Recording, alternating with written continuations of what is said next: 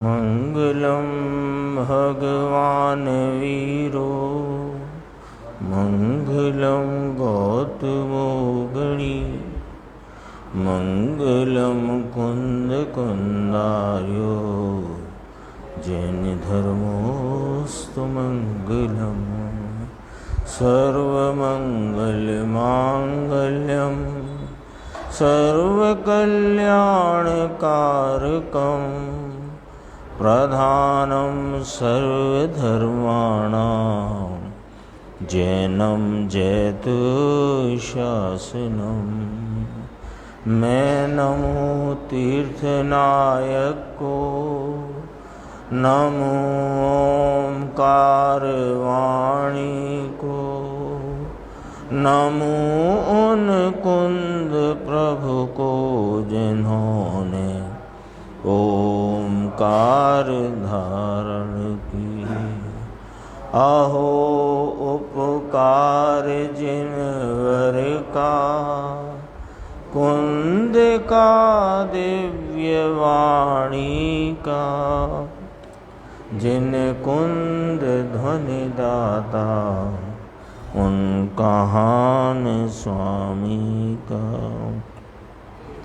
चिदानंदिक रूपाए जिनाए परमात्मने, परमात्म प्रकाशाय नित्यं सिद्धात्मने नमः।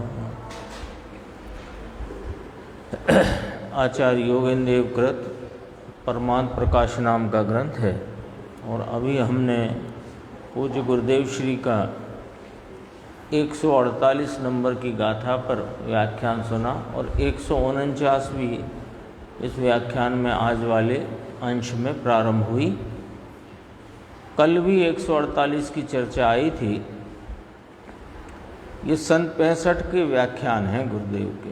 ऐसे ख्याल में आया 1965 में ही उनका अशोकनगर पदार्पण हुआ था गुरुदेव का, 27 फरवरी 1965 को, और ये जुलाई 65 के व्याख्यान है। तो वो ऐसा एक अनुमान करते हैं कि उस समय कैसा उनका बोलने का तेज और वो रहा, वो अभी अपन सुन रहे थे ना, और कितनी स्पष्टता व्याख्यान में उनकी निरूपण प्ररूपणा में। ये जो 148 गाथा है इसमें आचार्य योगेंद्र देव कहते हैं कि ये शरीर का उबटन करे, ये शरीर का श्रृंगार करे, तेल आदि की मालिश करे और मिष्ट पुष्ट आहार कराए। ये सारा ऐसा कार्य है कि जैसे दुर्जन के प्रति उपकार करना। कोई दुर्जन हो उसे आप खूब सेवा करो, उसके हाथ पैर दबाओ, उसको खाना खिलाओ, मिठाई खिलाओ, उसके सब प्रकार की सुविधा की व्यवस्था करो दुर्जन की। तो बदले में क्या मिलता है कि बदले में तो उससे घात ही मिलेगा, कोई उससे आपको लाभ मिलने वाला नहीं है। ऐसा ही यह असुचि शरीर है, मलिन शरीर है, जिसके कितना ही इसकी सेवा करो, कितना ही इसके लिए आप मिष्ट पुष्ट आहार दो, उससे कोई लाभ होने वाला नहीं है। गाथा का भाव इस प्रकार है और उसका विस्तार बहुत गंभीर है। ये कल जो चर्चा चली थी उसमें 342 पेज है, उसमें अंतिम पैराग्राफ है। यहाँ से अपन आज अपनी चर्चा शुरू करते हैं। कहते हैं शरीर का उपकार करना वृथा है, व्यर्थ है। यह दुर्जनों का उपकार करना वृथा है ना, उसी प्रकार शरीर का उपकार करना, शरीर की सेवा, शरीर की का श्रृंगार आदि सब वृथा है। देखो जैसे दुर्जन का उपकार करना वृथा है, उसी प्रकार यह दुर्जन जैसा शरीर, इसका उपकार करना व्यर्थ में जाएगा तेरा। ये कहते हैं, ये दुर्जन जैसा है शरीर, ऐसी उपमा देकर उसे वैराग्य कराते हैं। दुर्जन की उपमा देकर वैराग्य कराते हैं, अर्थात उसके प्रति जो तेरी ममता है उसे छुड़ाते हैं। वैराग्य कराते का अर्थ क्या? वैराग्य कराते का अर्थ है कि ये जो शरीर के प्रति जो तुम्हारी ममता दौड़ती है, उस ममता का त्याग कराते हैं, है ना। ये उपमा देकर, दुर्जन की उपमा देकर, जैसे आपका को कोई व्यक्ति प्रिय हो और उससे आपको प्रेम बहुत, लेकिन वो व्यक्ति समझो, वो कहावत है ना, आस्तीन का सांप जैसा हो, तो घर में जो कोई बड़े समझदार सयाने लोग हैं, वे यह दुर्जन है, ये घात लगाने वाला है, इसका संग छोड़ो, ऐसा कह करके उसके प्रति तुम्हारा प्रेम तोड़वाते हैं। ऐसे ही आचार्य परमात्मा ये जो शरीर जिसकी हम अनादि से अनेक अनेक प्रकार के भिन्न भिन्न शरीर मिलते आए और हम इस शरीर की सेवा और इसकी ही शुश्रूषा में लगे रहे, दरअसल ये तो दुर्जन है, ऐसा यहाँ का तो ममता छुड़ाते हैं, है ना। इसकी चिंता न करो बापू, ये कोई चिंता करने जैसी चीज नहीं कि इसकी इसमें आगे चर्चा आएगी, इसकी चिंता करने से यह ठीक रहता हो, ऐसा भी नहीं है। इसकी चिंता ना करो। क्यों ना करो? उसके लॉजिक है कि एक तो ये तू नहीं, तेरा नहीं, ये शरीर तुम स्वयं नहीं हो, ये तुम्हारा नहीं है, और फिर इस शरीर की चिंता में तुम हैरान हो, तो सुनो, ये शरीर तुम्हारे पुष्ट रखने से पुष्ट रहता नहीं, निरोग रखने के विकल्प से भी ये निरोग रहता नहीं। ये तो इसकी तो भिन्न पदार्थ है ना, ये भिन्न वस्तु है। ये चैतन्य भगवान अपना न्यारा और ये रहा हुआ शरीर साथ में संयोग में ये न्यारा है। इसकी सत्ता न्यारी, तेरी सत्ता न्यारी, तेरे द्रव्य गुण पर्याय न्यारे, उसके द्रव्य गुण पर्याय न्यारे, तेरा परिणमन तेरे में, उसका परिणमन उसमें, उसका परिणमन उसकी योग्यता प्रमाण, तेरा परिणमन तेरी योग्यता प्रमाण। तो ये निरोग रखने से निरोग रहता हो, ऐसी भ्रांति और चिंता छोड़ो। ये इसकी चिंता करने से यह स्वस्थ रहेगा, निरोग रहेगा, पुष्ट रहेगा, जीवन भर साथ देगा। जीवन कितना कि वो तो आयु प्रमाण है, तो वो उस आयु प्रमाण तक ये तेरा साथ देगा। न ऐसी आशा रखो, न इसकी चिंता करो, न इसके प्रति की ममता रखो, क्योंकि यह तो अपनी योग्यता अनुसार रहता है। एक आया था चर्चा इसी में आज कि जब तक निरोग है तो ठीक है, पर रोगी हो तब तो चिंता करें ना, कि रोगी हो तो भी इसमें जो रोग, नाम रोग क्या होता है कि इसकी अवस्थाओं का परिवर्तन। तो अवस्था परिवर्तन रोग रूप हो, अवस्था परिवर्तन निरोग रूप हो, वह सब अपनी योग्यता प्रमाण होती है, तेरे विकल्प से भी नहीं, तेरी उसके प्रति ममता से भी नहीं, तेरी चिंता से भी नहीं। एक दृष्टांत दिया था गुरु ने, गुरुदेव श्री ने एक दृष्टांत आया था कि वो पैर में काठी थे गराजदार जमींदार, तो जमींदार साहब के पैर में फोड़ा हुआ, तो फोड़ा हुआ तो अब डॉक्टर तो होते नहीं उस जमाने में, तो नाई उनकी पट्टी करने आता था। तो नाई पट्टी करने आए तो फोड़ा ठीक होने में 2-4 महीने लगे। तो वो नाई रोज पट्टी करे, और रोज एक दिन वो जब उसने देखा नाई ने कि फोड़ा तो ठीक ही हो गया, लेकिन अब पट्टी तो, क्योंकि अब पट्टी नहीं चलेगी तो फिर मुद्रा कहाँ से मिलेगी, तो नाई ने दूसरे पैर में पट्टी बांध दी। अब उसको क्या आदत थी, जब भी वो पट्टी खोले तो वो जमींदार यूँ करे, अरे अरे अरे, वो क्या है ना, ऐसे वो कल पे दर्द, हाँ। और फिर उसने पट्टी दूसरे पैर में कर दी जिसमें फोड़ा था ही नहीं। अब उसकी पट्टी खोली तब भी करे ऊ। ऐसी दशा है, ऐसी दशा है। ये है ही नहीं, तुम नहीं, तुम्हारा नहीं, ये वो चीज है ना?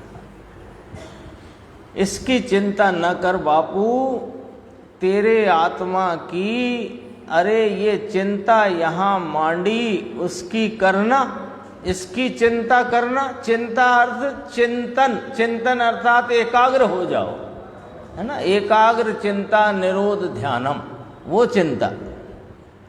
तो इस ओर चिंता अर्थात एकाग्र हो जाओ ना। ज्ञानानंद प्रभु पूरा पड़ा है,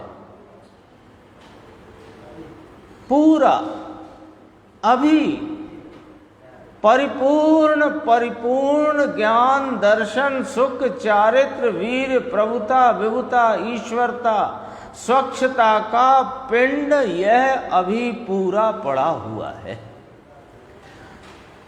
तेरी जितनी एकाग्रता की उतनी शांति आएगी। यानी इसका दृष्टांत दिया, जितना फव्वारे को दबाएगा उतना पानी निकलेगा। इसी प्रकार भगवान आत्मा की दृष्टि करके जितना एकाग्र होगा उतना अंदर में से आनंद आएगा, और वह आनंद अन्यत्र कहीं से मिले ऐसा नहीं है। क्यों ऐसा क्यों नहीं है कि कहीं है नहीं है, होगा वहीं तो मिलेगा ना, है ना। अब तो नहीं होते घर में, पहले वो घनौची होती थी ना, ऐसी 4 बर्तन सब भर के रखते थे, 4-6 जिसके घर में जैसी ज़रूरत हो।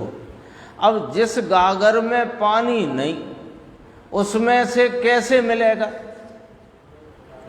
और जिसमें है उसमें से मिलेगा। ये बात तो समझ आती है ना, सरल सी बात है। ये बात तो बिना पढ़ा लिखा व्यक्ति भी समझ सकता है कि जिसमें है नहीं उसमें से मिले नहीं, और जिसमें से है उसमें से मिले। तो आनंद चाहिए ना, सुख चाहिए ना, तो सुख जहां है वहां जाओ, और जहां है नहीं वहां झपट्टे मारने से मिलेगा नहीं, है ही नहीं, मिलेगा कैसे। इसलिए ये गुरुदेव जब फरमाते हैं ना, सारा विस्तार बताकर, सारे स्थिति को अपने सामने रखकर फिर कहते हैं, इसलिए आत्मा का ज्ञान कर और शरीर की चिंता वृथा व्यर्थ छोड़ दे, ऐसा इस गाथा में कहने का आशय है। क्या करना है ना, ये थोड़ा सा ये एंगल पकड़ना अपने को। अपन ने गाथा पढ़ी ना, कितना ही उपटन करो, श्रृंगार करो, मिष्ट आहार दो, ये तो दुर्जन है, कोई उपकार करेगा नहीं। तो इसने क्या किया कि इससे द्वेष कर लिया, द्वेष कर लिया, है ना। इसे तो सुखा डालो, ये तो दुर्जन है, ये तो उपकार नहीं करेगा, तो इसको सुखा दो। सुखा दो माने इसको कोई आहार वाहार बंद करो और इसका श्रृंगार विंगार जो भी स्नान ध्यान साफ सफाई सब बंद कर दो। ये द्वेष करने के लिए नहीं कहा है दोहा। क्यों कहा है कि तू इसकी चिंता में अपने चैतन्य भगवान को भूला पड़ा है, जो सुख का सागर है। उस सुख के सागर में जितना डूबेगा उतना सुख मिलेगा, इसकी चिंता में तो दुख ही मिलेगा। इसलिए इसकी चिंता छोड़ और आत्मा का ज्ञान कर। प्रयोजन उपदेश का ये है ना। हम क्या करते हैं, उल्टे दौड़ते हैं। आचार्य परमात्मा, ज्ञानी धर्मात्मा, मुनि भगवंत हमें कहाँ लाना चाहते हैं, वे यहाँ लाना चाहते हैं। और हम ऐसे समझो, अब वो शब्द बोल देता हूँ, ढीठ हो गए हैं कि वे लाना चाहते हैं यहाँ, सो हम यहाँ तो आते नहीं। और जिसको वृथा बताया, जिसको व्यर्थ बताया, जिसको दुर्जन बताया, जिससे तुझे लाभ नहीं मिलेगा ऐसा बताया, उसे छोड़ने में की तैयारी में लग जाती। तेरे छूटने से छूटता नहीं, लेकिन उसकी तरफ की ममता में तुम अपने स्वरूप को भूले हो। तो स्वरूप का ज्ञान करो, आत्मा का ज्ञान करो, ये प्रयोजन है। आगे देखो, आज वाले व्याख्यान में अपन आते हैं 344 पेज पे थोड़ी चर्चा है। देखो, ये भी थोड़ा ध्यान अपने ख्याल में आए, बात इसके लिए है। शरीर को स्नान करके चुस्त रखा, ये कल्पना थी। आते ना, कहीं बाहर से आए, थकावट लग रही है, तो घर में कहा किसी ने, अरे स्नान कर लो तो चुस्ती आ जाएगी। कल्पना है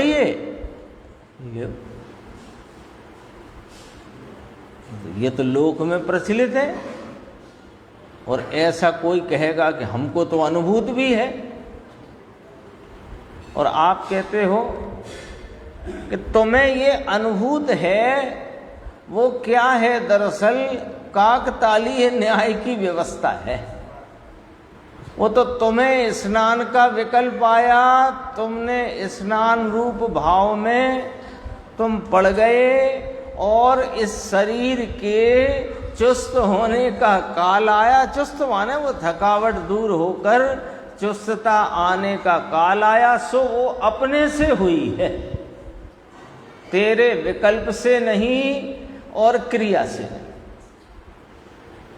ये कल्पना है। उस कल्पना के काकतालीय न्याय कहा था ना, उसका सामान्य अर्थ समझ लेना। यानी जैसे कोई कौआ उड़ता हो, क्या है उसका, फिर मुंह में से दाना गिरे, वो नहीं, ऊपर से कुछ गिरे और कौआ उड़ता हो और उसके मुंह में आ जाए, ऐसा कभी कभार बनता है, ऐसे समझ लो बस। तो तुम जैसा विकल्प करो और वैसा ही शरीर का परिणमन हो जाए, ये कभी कभार होता है। लेकिन हमें जो होता है उसका विश्वास आ जाता है, और जब नहीं होता तो उसे हम ख्याल नहीं करते। होता है ना। यदि ऐसा, गुरुदेव उदाहरण देते हैं, यदि तेरे विकल्प से ये हाथ उठ करके इधर तक आया और फिर इधर से इधर आया, तो तेरे विकल्प से यदि होता हो तो लकवा वाले को तो बहुत विकल्प आता है, नहीं आता है। फिर क्या होता है? तो उससे सिद्ध होता है कि ये सब तुम्हारी कल्पना है। आगे देखो, ये कल्पना के कारण शरीर ऐसा रहा नहीं, कब के सदा ही नहीं, अभी नहीं, कभी नहीं, वह तो परवस्तु है, उसे कैसे रहना वह तो उसकी पर्याय के अधीन है।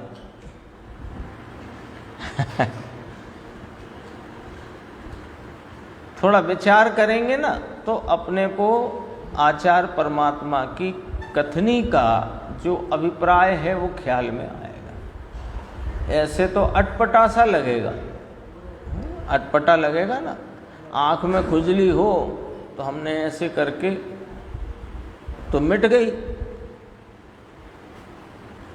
यहाँ खुजली हुई मिट गई,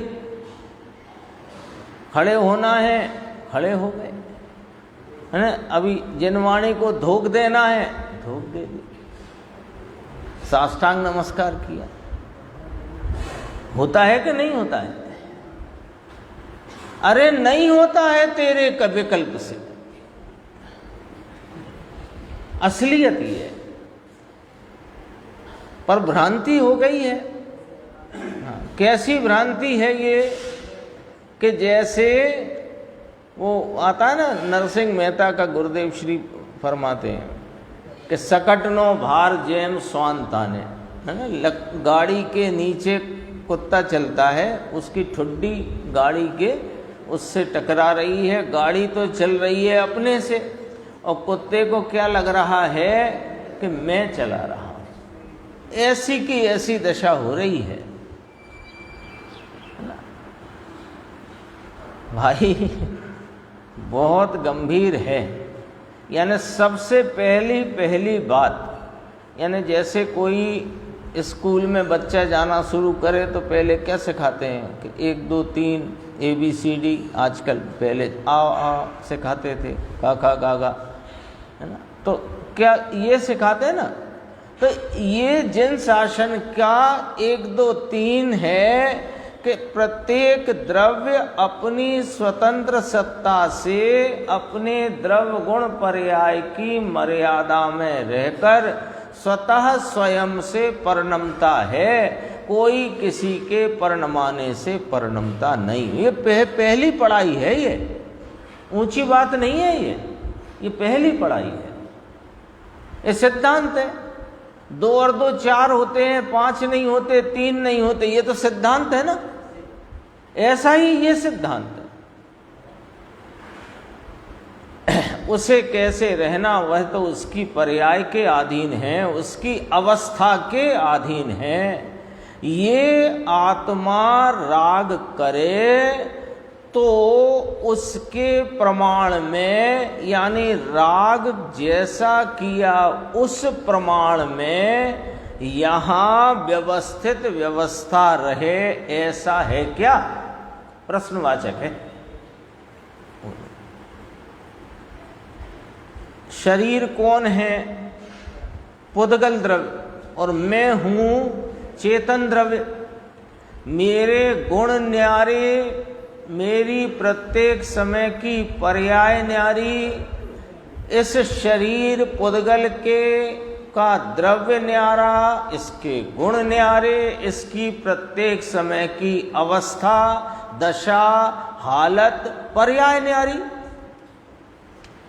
तो इसकी पर्याय को मैं करूं ये तो दूर रखो बात, लेकिन मैं विकल्प जैसा करता हूं वैसा शरीर में परिणमन होता है, ऐसी बात भी नहीं है। ऐसा है।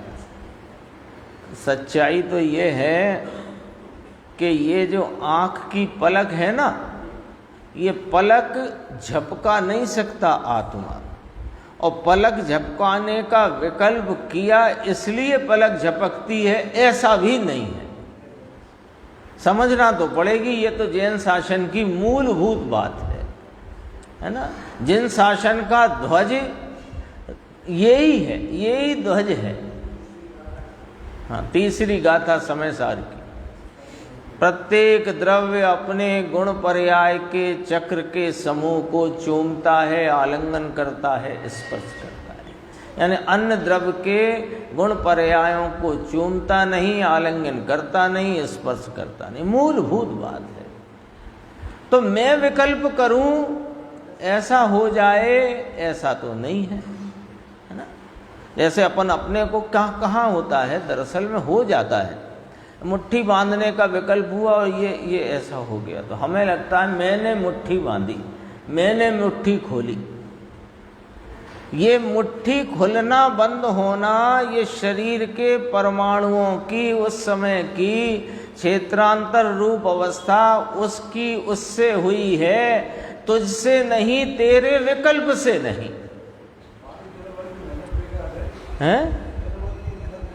सब मेहनत तो दरअसल जब कर सकते नहीं, जैसे कोई व्यक्ति बैठ कर के ये विचार करे कि ये पार्श्वनाथ भगवान की टोंक, गणधर भगवान की, गौतम गणधर की टोंक पे बैठा है और वहाँ बैठकर विचार करा, एक दिन नहीं 1-2 साल तक और ज़्यादा, कि ये पार्श्वनाथ की टोंक चंदा प्रभु की टोंक साइड आ जाए और चंदा प्रभु वाली टोंक पार्श्वनाथ की टोंक साइड आ जाए, तो आप बताओ ऐसा विचार कितना करे कि ऐसा हो जाए? बोलो। अब आप कहोगे सारी मेहनत बेकार गई। तो ये आपको क्यों ऐसा नहीं लग रहा कि ये मेहनत बेकार गई? क्योंकि आपको लग रहा है कि ऐसा हो ही नहीं सकता। ये भले बैठा बैठा 1 साल क्या 10 साल तक वहीं बैठा रहे गौतम स्वामी की टोंक पर, और वहां 10 साल बैठकर एक ही चिंतन करे कि पार्श्वनाथ की टोंक इधर आ जाए और चंदा प्रभु की टोंक यहां चली जाए, तो आप कहोगे ये मूर्ख है। क्यों? कि ऐसा हो ही नहीं सकता। ये व्यर्थ के विकल्प खड़े कर रहा है। ऐसे ही ये हाथ की मुट्ठी बंद हो जाए और खुल जाए, इसका परिणमन इसके अधीन, इसके स्वयं जन्म क्षण के अधीन होता है। तेरे विकल्प करने से जैसे पार्श्वनाथ की टोंक चंदा प्रभु की टोंक पर नहीं आ जाती, ऐसे ही तेरी विकल्प करने से, इच्छा करने से ये मुट्ठी बंद नहीं हो जाती और मुट्ठी खुल नहीं जाती। वस्तु स्थिति तो ऐसी। लेकिन वे बहुत कितने द्रव्य हैं जगत में? जाति से 6, संख्या से अनंत, और अनंत द्रव्य ही प्रति समय परिणम रहे हैं कि नहीं परिणम रहे हैं? कि कोई द्रव्य छुट्टी पे रहता है? प्रत्येक द्रव्य प्रत्येक समय में अपने परिणाम भाव में परिणम रहा है।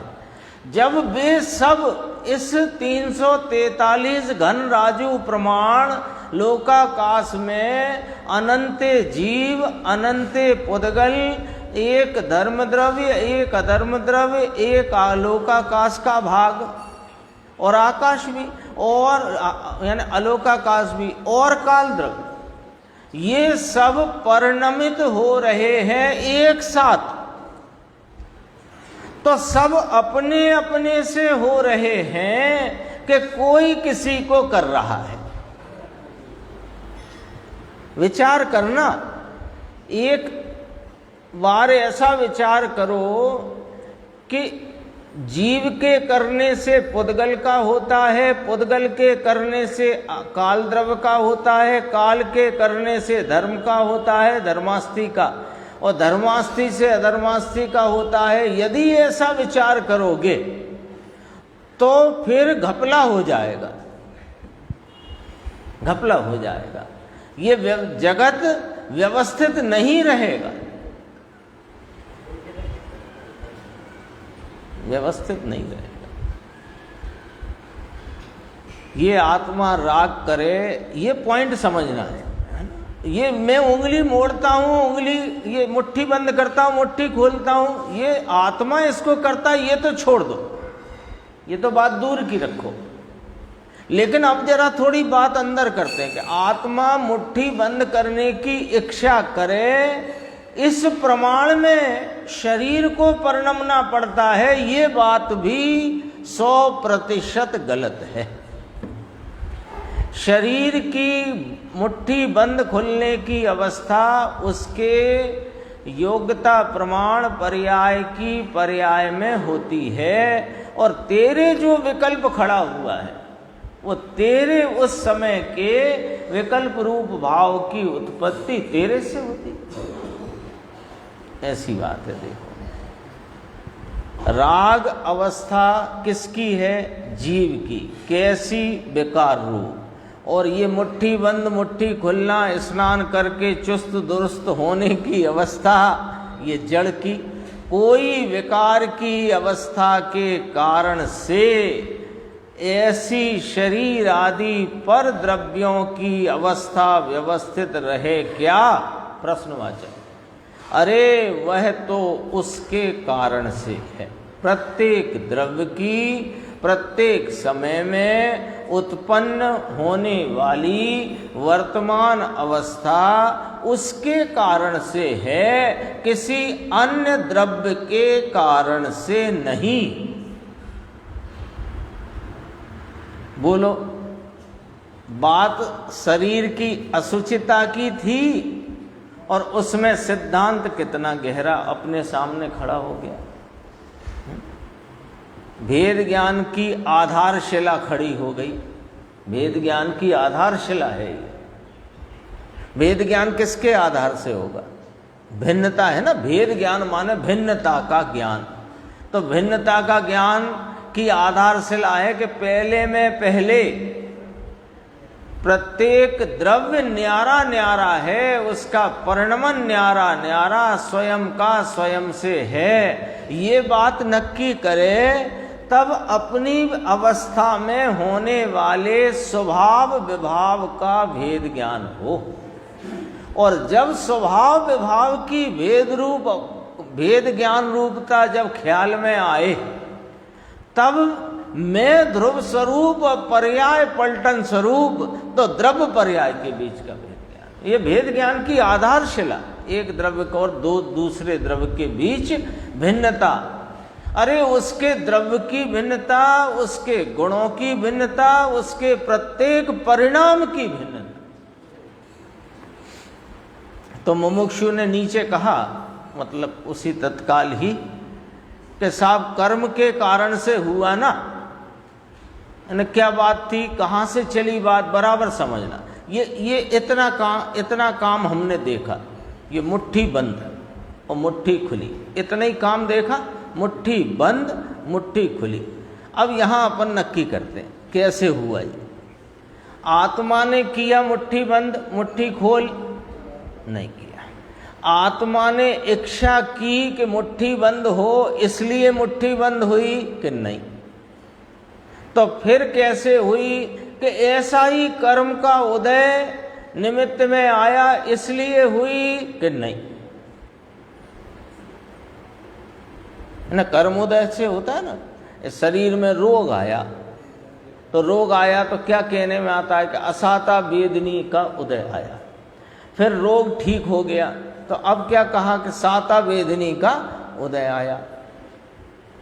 अवस्था किसकी? शरीर की।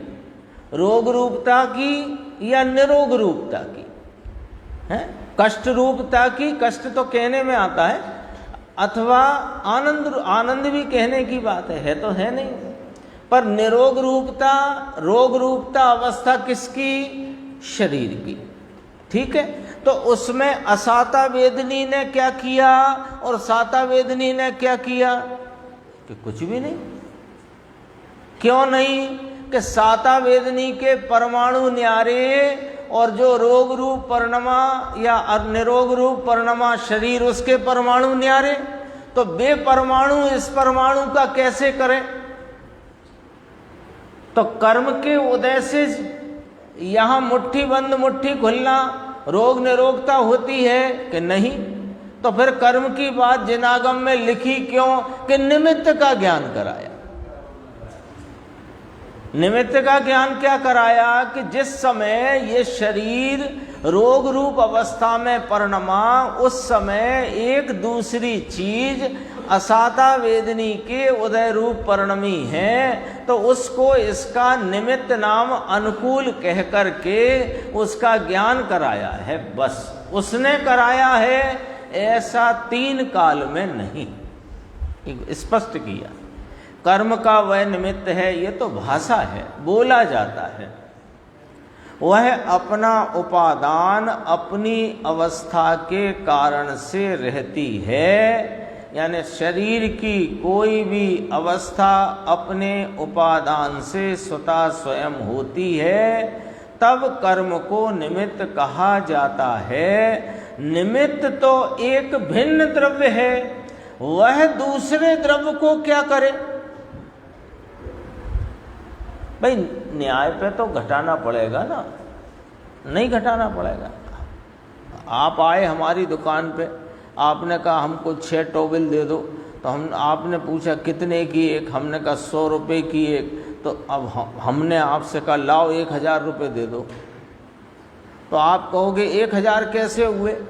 100 रुपये की एक है तो 600 रुपये हुए। तो आप बताओ, हमने 1000 मांगे और आपने इस बात को कहा कि 600 हुए, और बगल वाले से भी कहलवाया कि देखो भाई साहब 600 ही हुए। आपने कहाँ से ये न्याय निकाल के लाए कि एक टॉवेल 100 की है तो 6 टॉवेल 600 की है? कहाँ से लाए आप बात? कहाँ से लाए? गणित में से, गणित से लाए। गणित सिद्धांत रूप है, उस गणित के सिद्धांत में से ही तो कहा आपने कि जब एक 100 की है तो 600 की होंगी। आप हमसे 605 रुपये नहीं ले सकते, 600 से 1 रुपये ज्यादा नहीं ले सकते। क्यों? क्योंकि सिद्धांत है। बुला लो 4 दुकानदार और इकट्ठे कर लो, हिसाब करवा लो। ये इतनी दम काय पे भर रहे हो आप सिद्धांत पर? तो एक द्रव्य दूसरे द्रव्य का नहीं करता, ये इस सिद्धांत पर से कथन है कि निमित्त से उपादान में होता है। ये बात झूठ है। बुला लो 100 लोगों को। आप किस दम पे इतनी बात कहते हो? जिनवाणी में लिखा निमित्त से ऐसा होता है, निमित्त से ऐसा होता है, लिखा है, हमको भी मालूम है। लेकिन आप तो 100 आदमी इकट्ठे करो और सिद्धांत को सामने खड़ा रखो। एक द्रव्य दूसरे द्रव्य का कुछ करता नहीं। निमित्त अलग द्रव्य है और उपादान रूप कार्य हुआ वो अलग द्रव्य है, तो ये उसमें करे, ये कहां से लाए? सिद्धांत से चलेगी कि नहीं बात? देखो, दिन सुबह से शाम तक अपन दुकान पे बैठे व्यापार करें, तो वो सारा व्यापार किसी सिद्धांत पे चलता है कि यूं ही चलता है? ऐसे तो नहीं चलता, सिद्धांत से चलता है ना। उसने आपको 500 के 2 नोट दिए, 600 रुपये हैं, तो 400 ही वापस होंगे ना। क्यों? कि सिद्धांत है। ऐसे पूरी व्यवस्था सिद्धांत पर। यदि सिद्धांत छोड़ोगे सब अव्यवस्थित है। अव्यवस्थित होगा कुछ नहीं जगत में, तुम्हारे ज्ञान में अव्यवस्थित रह जाएगा। देखो आगे क्या कहते हैं, 349 पेज पे आते हैं।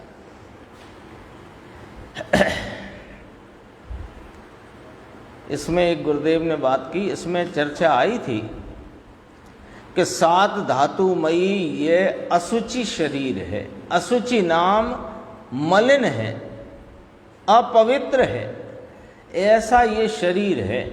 तो इसमें चर्चा ऐसी ली ब्रह्मदेव सूरी महाराज ने कि असुचि शरीर से पवित्र शुद्धात्मा की आराधना करो, निर्गुण शरीर से ज्ञानादि गुणों की आराधना करो, और इस शरीर से संयम तप पूर्वक आत्मा की आराधना करो। ये पॉइंट आए थे ना इसमें, उसमें से एक पॉइंट आया कि 7 धातुमयी यह असुचि शरीर अपवित्र मलिन वस्तु है, इस मलिन शरीर से माने इस मलिन शरीर के संयोग काल में इससे भिन्न अपने को जानते देखते अनुभवते पवित्र शुद्धात्म स्वरूप की आराधना करना।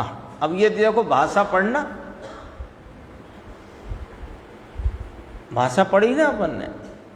अब भाषा के पीछे दौड़ो और सिद्धांतों को ताक पे रख दो और मर्म उसका समझो नहीं तो क्या निकल कर आएगा आजाद भाई साहब इसमें से कि देखो ब्रह्मदेव सूरी ने सीधी सीधी बात कही है कि 7 धातु में इस अपवित्र शरीर से शुद्धात्मा की आराधना करो। सो हम तो शरीर को ठीक रखते हैं जिससे शुद्धात्मा की आराधना हो। ये अर्थ निकलेगा इसमें से। क्यों नहीं निकलेगा संजीव भाई कि इसमें सारे सिद्धांत ताक पर रख दिए तुमने। क्या सिद्धांत ताक पर रख दिया कि शरीर न्यारा द्रव्य है और शुद्धात्म स्वरूप आत्मा न्यारा द्रव्य है, तो अन्य द्रव्य का करेगा, ऐसा हो ही नहीं सकता। तो फिर यहां इस बात को इस भाषा में कहने का तात्पर्य क्या, ये निकालना पड़ेगा कि ये जो आत्मा अनादि से किसी न किसी शरीर संयोग में रहा है और अभी यह इस असुचि मनुष्य शरीर में है, सो इस काल में इस शरीर से भिन्न अपने आत्मा का बोध करके, अनुभव करके, प्रतीति करके उसमें एकाग्रता रूप इस शुद्धात्म स्वरूप की आराधना करो। ये इसका अर्थ निकलेगा ना। नीचे जब इसकी बात चली असुचि की, तो असुचि पर से गुरुदेव श्री को याद आया शरीर की बात तो बाद में करेंगे, राग असुचि है पहले वो तो समझो। देखो सप्त धातु मये त्वेन असुचि भू, इसका अर्थ इतना नहीं आया अंदर अस्थिर, सब अर्थ नहीं किया, वरना तो ये अस्थिर है और आत्मा स्थिर है, ऐसी गुलाट खाई। ये शरीर असुचि है तो आत्मा शुचि है, शरीर अपवित्र है, आत्मा पवित्र है। जैसे उस 72 गाथा समय सार के कर्ता कर्म अधिकार को यहां याद किया। आसवाणम असुचित्तम च विवरीय भावम च दुखस्य कारणम तीया दोणीयतिम, उसके सामने गुलाट खाई है। किसके सामने? आत्मा के सामने। शरीर भी असुचि और शरीर आदि के प्रति का जो कोई भी राग है, तो शरीर के प्रति का यानी शरीर के प्रति राग का और शरीर के प्रति के से भी जो द्वेष का ही कह सकते हैं, यानी उसके नई राग का जो कोई भी विकल्प है वो सब असुचि है। आश्रव असुचि है, पुण्य पाप के भाव मलिन। असुचि का अर्थ क्या होता है? मलिन। सुचिता माने पवित्रता, असुचिता माने अपवित्रता, मलिनता। तो पुण्य पाप के भाव मलिन, तो भगवान कैसा? निर्मल, पवित्र, शुद्ध चिदानंद मूर्ति है।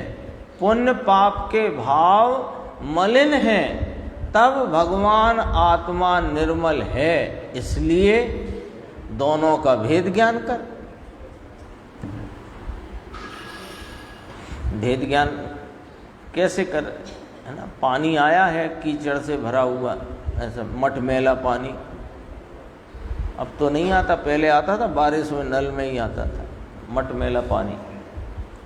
तो मटमैले पानी में आपने उस पानी को बर्तन में लिया, भरा। अब वो पानी मलिन है कि वहां जो मलिन रूपता से रही मिट्टी आदि कीचड़ मलिन है।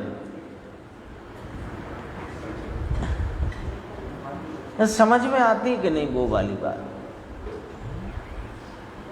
पानी भरा ना, चलो कांच के गिलास में ही भरा, तो कांच के गिलास में पानी भरा और वहाँ पानी को देखकर आपको क्या एक क्षण भी ऐसा लगता है कि ये पानी मलिन हो गया है? यदि ऐसा लगता है तो फिटकरी क्यों घुमाई?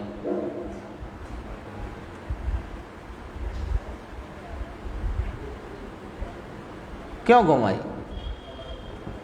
उस समय आपको भेद ज्ञान है, आपको भेद ज्ञान है कि इस समय में यहां जो पानी है वो निर्मल है, पवित्र है, और जो मिट्टी है वो मलिन है, अपवित्र है। भेद ज्ञान है कि नहीं? तो भेद ज्ञान है, तो अब भेद ज्ञान पूर्वक दोनों की भिन्नता के ज्ञान पूर्वक आप क्या करोगे? मिट्टी का सेवन करोगे कि मिट्टी से भिन्न निर्मल जल का सेवन करोगे? बात समझ में आई कि नहीं आई? ऐसे ही ये आत्मा चैतन्य पवित्र सुचिता से सघन वस्तु, जो इस सुचिता से सघन पवित्र वस्तु की पर्याय में जो असुचि मलिन अपवित्र राग है, वो राग आत्मा नहीं और आत्मा राग से न्यारा है, ऐसा जो भेद ज्ञान करके अब राग का सेवन करोगे कि राग से भिन्न निर्मल आत्मा का सेवन करोगे? बोलो संजीव भाई, किसका सेवन करना है? राग से भिन्न आत्मा का सेवन करो, यही तो कहा गुरुदेव ने, है ना? देखो, अब वो उदाहरण को ख्याल में रखना, सामने मत करना, अभी सामने इसको रखना। पुण्य पाप के भाव मलिन हैं और भगवान आत्मा निर्मल है, दोनों का भेद ज्ञान कर और आत्मा की शरण ले।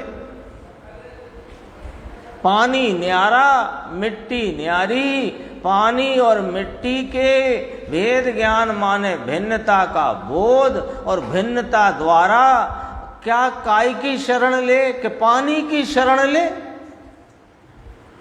तो दोनों का भेद ज्ञान कर और राग से भिन्न आत्मा की शरण ले। एक बोल हुआ ये असुचि का। अब देखो, विप्रियम पश्चात विपरीत, वो तो आ गई 72 का था, तो उसका भी आनंद लो।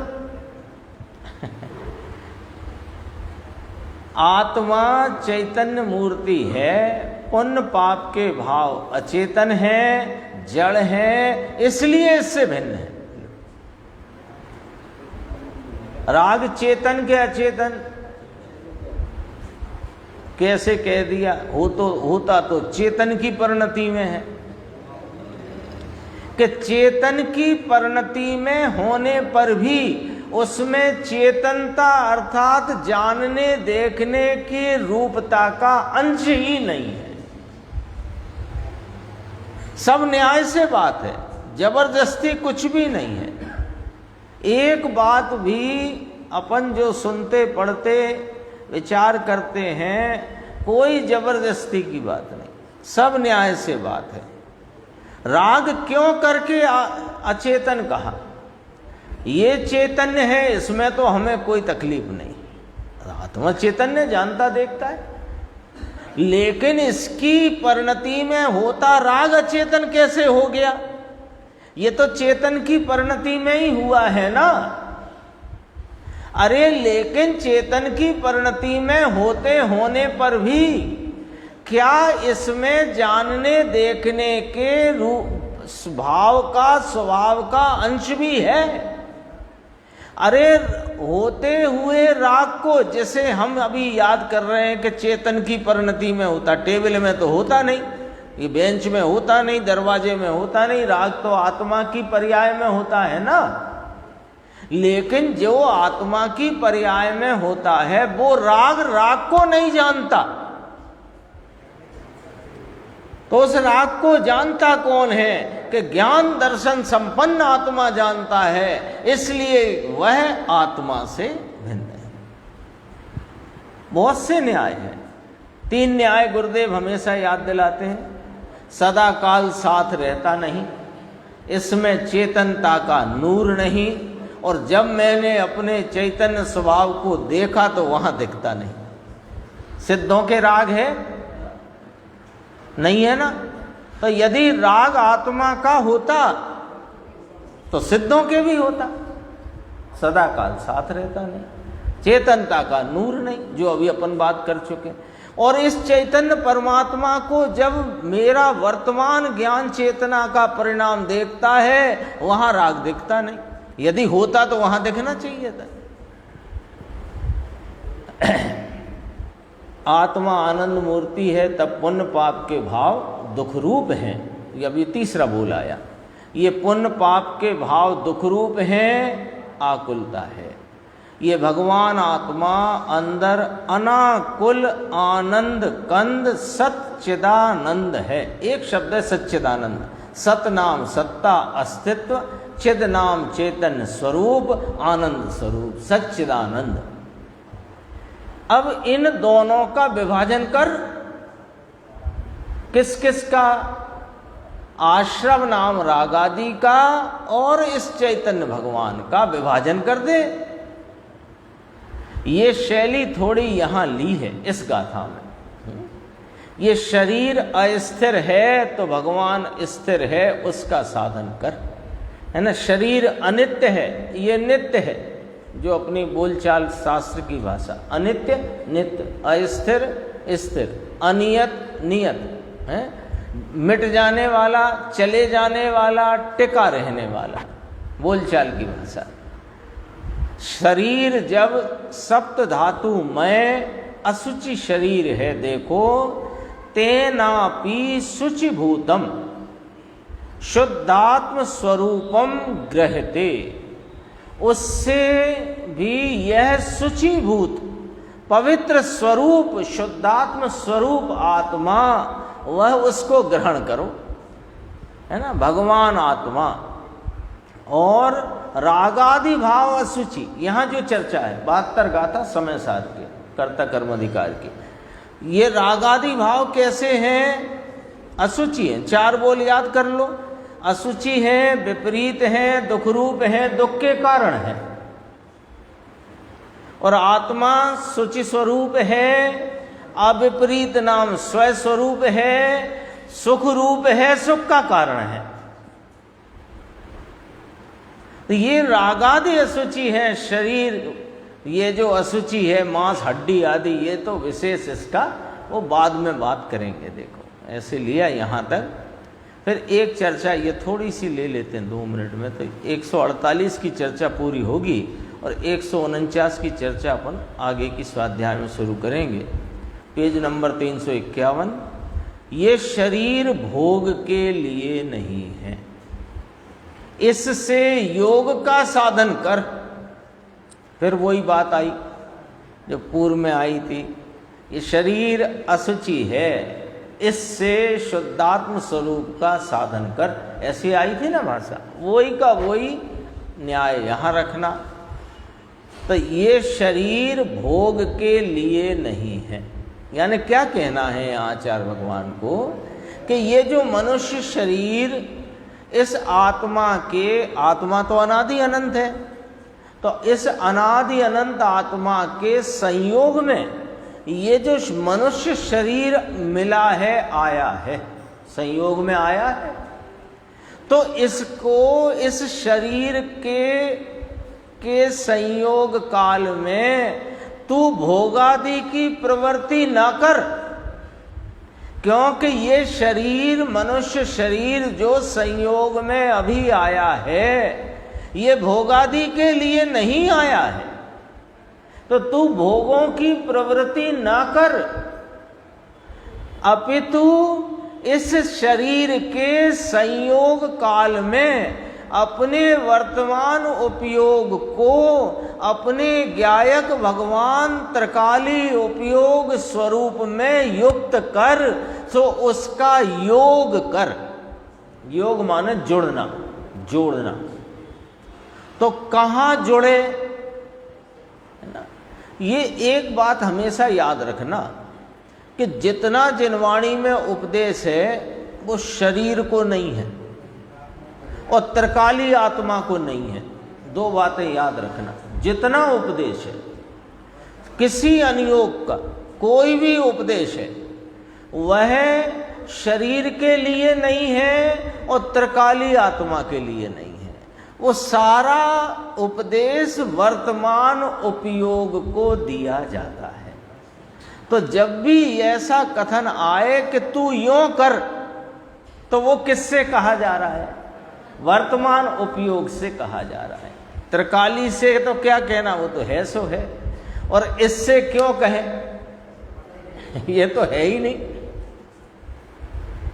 तो कहा योग का साधन कर। किससे कहा? वर्तमान उपयोग से। वर्तमान उपयोग से कहते हैं कि हे वर्तमान उपयोग, तू इस त्रिकाली ज्ञायक भगवान में युक्तता का कार्य कर, इसमें युक्त होकर इसमें एकाग्रता का योग कर। ऐसा कहते हैं। देखो, भोग सामे योग, सोम लिखा है, वो सोम नहीं सामे, भोग के सामने योग लिया। अब देखो कितना गजब का शब्द है और शब्द का अर्थ कितना गजब है, भोग और योग। अब समझना भोग का अर्थ क्या निकलता है ना, व्यापक अर्थ के उपयोग की जो जितनी भी बहिर्मुख वृत्ति है ये भोग है, और उपयोग की जो स्वयं सन्मुख वृत्ति है ये योग है। व्यापक अर्थ है ये भोग का और योग का। ये कहीं जाता हो, ये वर्तमान प्रवर्तित वर्तता हुआ उपयोग कहीं जाता हो, स्त्री पुत्र कुटुंब आदि में, खाने पीने कमाने में, देव गुरु शास्त्र में, सब भोग। और जो उपयोग इस स्वरूप के अंतर्मुखता में, स्वरूप सन्मुखता में लगा है, जुड़ा है, उसका नाम योग। भोग सामे योग, ये चर्चा है। भगवान आत्मा शुद्ध ज्ञान का घन है, उसकी कभी इसने अनुभव की प्रतीति नहीं की, तो उसका योग कर, उसका योग साध। स्वरूप की दृष्टि कर, स्वरूप में ध्यान कर, स्वरूप का ज्ञान कर, उससे अविनाशी पद की सिद्धि करना, ऐसा कहा भी है। दूसरा आधार देते हैं दोहा पाहुड़ का, इस क्षणभंगुर शरीर से स्थिर पद मोक्ष की सिद्धि करना चाहिए। ये क्षणभंगुर है, क्षणभंगुर ही है ना, ये तो चला जाएगा। और पीछे की गाथा में कहा था, दबाओ तो दुर्गंध देता है, जलाओ तो राख हो जाती है। इस क्षणभंगुर शरीर से स्थिर पद मोक्ष की सिद्धि करनी चाहिए। अथिरेण थिरा मलिनीण निम्मला निगुणेण गुण सारम कायेण जो विड़पई सा क्रिया किण्ण कायब्बा, है ना। क्यों नहीं करनी चाहिए? वो अंतिम पंक्ति थी ना, यह क्रिया क्यों नहीं करनी चाहिए, योग की क्रिया क्यों नहीं करनी चाहिए? अवश्य करनी चाहिए। भगवान आत्मा तो स्थिर स्वरूप है, शुद्ध है, उसकी दृष्टि करके स्थिर रहे, कायम रहे। कौन? ये तो स्थिर ही है, उपयोग स्थिर रहे, उपयोग उसमें कायम जुड़ा रहे, ऐसे मोक्ष का साधन करना।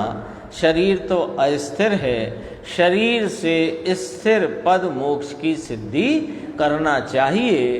तो शरीर से करना चाहिए, इसका अर्थ निमित्त है वहाँ पर शरीर। यहाँ तक चर्चा आई, अगली गाथा की चर्चा आगे की।